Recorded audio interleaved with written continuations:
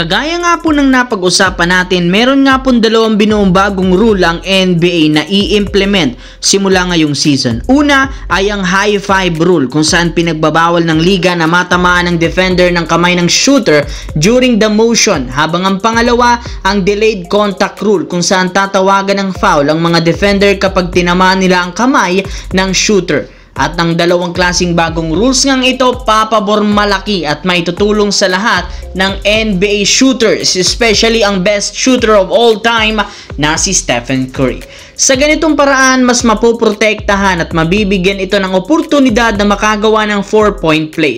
Magdadalawang isip nga ang defender na sabayan ng kanyang tira at dahil dyan malaki ang posibilidad na ang dalawang bagong rules na ito magpapataas ng average ni Stephen Curry sa Golden State Warriors. Kaya isang malaking oportunidad ito para sa Golden State na gamiting advantage ang rule na yan upang makakuha sila ng mga panalo sa kanilang mga laro sa tulong ni Stephen Curry. Samantala, kumpirmado mawawala si LeBron James sa Los Angeles Lakers ng isang buwan sa kanilang lineup kasunod ng injury nito. Ito rin naman ang mismong dahilan bakit hindi siya masyadong nakakapag-practice sa team. Kaya kailangan talaga nilang seryosohin ang kalagayan ng superstar. Sa madaling salita, wala silang ibang pagpipilian ngayon kundi maghanap ng mga player na pansamantalang papalit sa starting position ni LeBron James habang hindi pa ito kayang maglaro. At ayon sa source, meron nga pong 3 player ang pinagpipilian dito. Sina Marcus Smart, Jake LaRavia,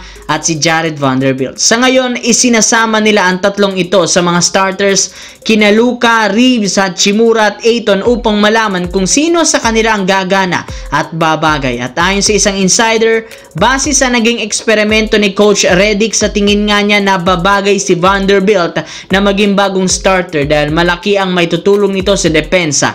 Meron nga itong size kaya hindi malulugi ang Lakers sa umpisa ng kanilang laro. Sa kabilang banda, naipanalo ng Portland Trail Blazers ang kanilang preseason game laban sa Sacramento Kings.